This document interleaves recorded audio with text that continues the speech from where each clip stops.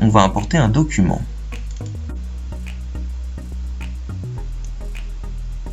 Hop.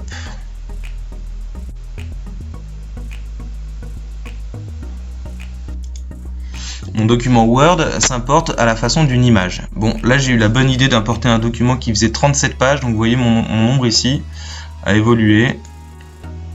Je vais insérer une nouvelle page. Et maintenant, on va faire quelque chose de différent. Je vais aller sur YouTube. Je vais passer en mode d'affichage. Voilà. Je vais taper une recherche que vous avez l'habitude de rechercher, vous les enseignants.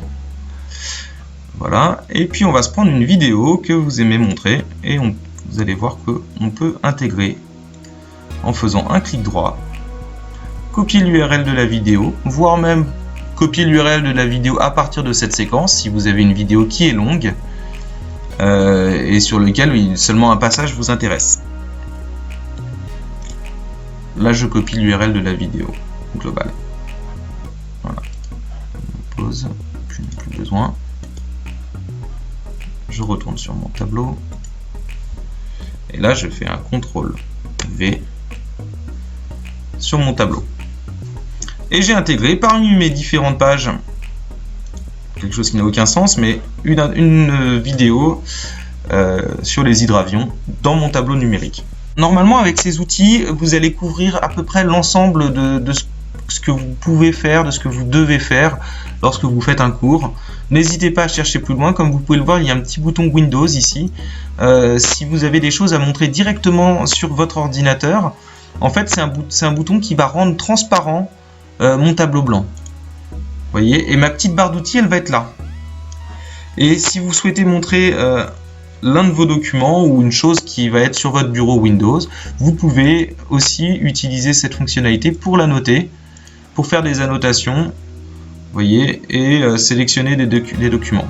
Et vous pouvez insérer des formes, en fait tout ce que vous faites sur votre tableau blanc, une grande partie de ce que vous pouvez faire sur votre tableau blanc sera disponible également via cette interface transparente. Regardez ici, vous avez des options qui méritent qui méritent d'être regardées, d'être observées.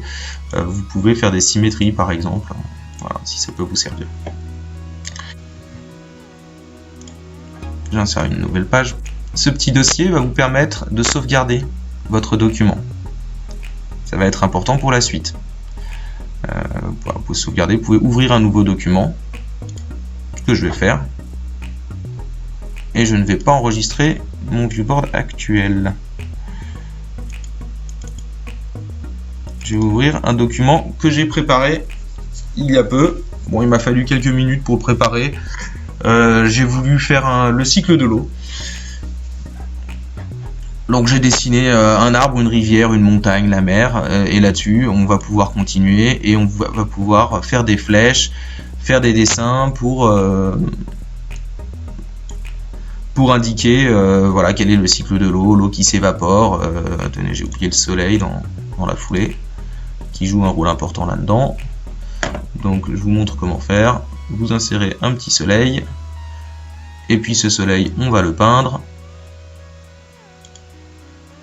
Hop, ça c'est mon pot de peinture, je clique dedans et j'ai un soleil. Voilà.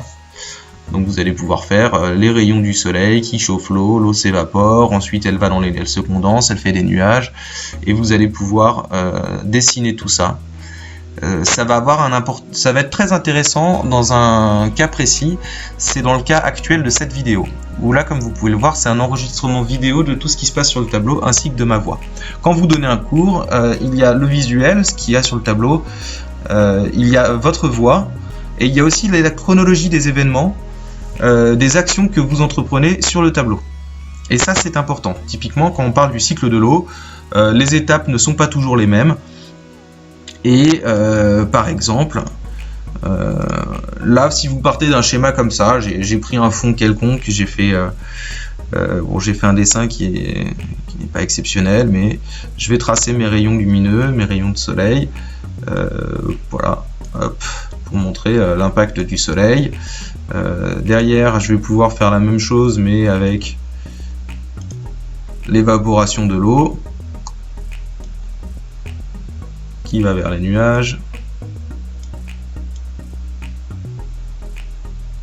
Voilà. D'ailleurs, je vais me faire une petite flèche.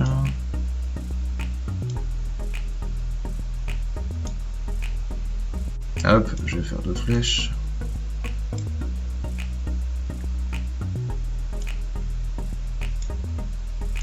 Une double flèche d'ailleurs. Hop. Et là, on va faire ma pluie qui tombe sur les montagnes, qui s'infiltre dans le sol. L'arbre va pouvoir puiser dans l'eau. Une petite partie qui va s'évaporer d'ailleurs, si je dis pas de bêtises. Mais ces connaissances, ce sont les vôtres, donc vous pourrez me corriger si je me trompe. Voilà, il va y avoir de la neige en haut des montagnes, ça va redescendre dans les rivières, et ça va se rediriger vers la mer. Voilà. Voilà, donc j'ai plus ou moins fait le tour de mon cycle de l'eau. Ça marche avec les expériences de TP de chimie, de physique, tous ceux sur lesquels vous allez pouvoir dessiner. Donc là, j'ai l'exemple d'un cours que j'ai commencé et sur lequel j'ai un certain nombre de choses. Et là, typiquement, ça va être intéressant de rajouter une nouvelle page et de rajouter, pourquoi pas, YouTube. Voilà, j'ai un cycle de l'eau qui paraît intéressant et on peut même rajouter une vidéo.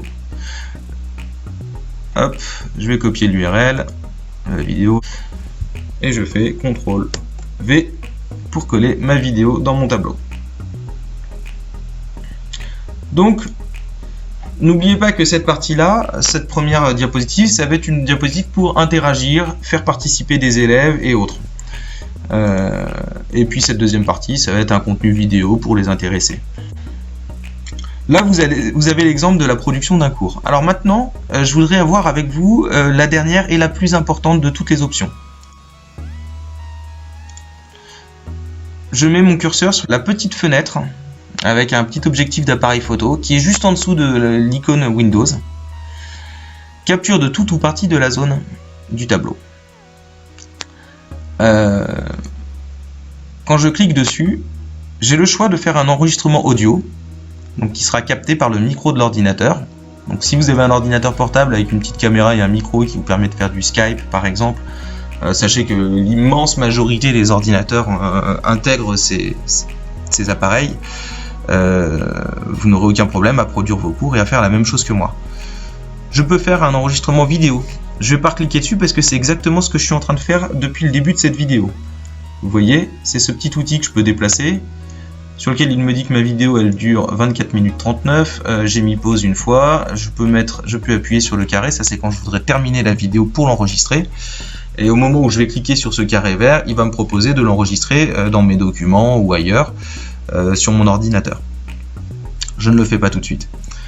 Cette capture vidéo, ça va vous permettre d'avoir un cours complet avec le visuel sur le tableau, votre voix, lorsqu'il y a des dessins ou des choses, des formes à faire, une chronologie des événements. Et quand vous allez enregistrer ce fichier, vous allez générer un petit fichier vidéo que vous pourrez partager à vos élèves au travers d'une plateforme de ce qu'on appelle le cloud, un Google Drive, un OneDrive. Voilà, sur ce, je vous remercie pour votre écoute.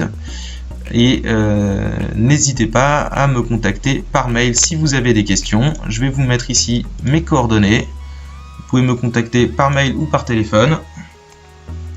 Donc, n'hésitez pas à faire usage des outils numériques lorsque vous faites face à des situations un peu comme la situation actuelle. À l'heure où j'ai produit cette vidéo, le président de la République a annoncé la fermeture des écoles en raison d'une épidémie de virus. Voilà. Je vous souhaite à tous bon courage pour faire face à cette épidémie. N'hésitez pas à me contacter. Bonne journée à vous, à bientôt.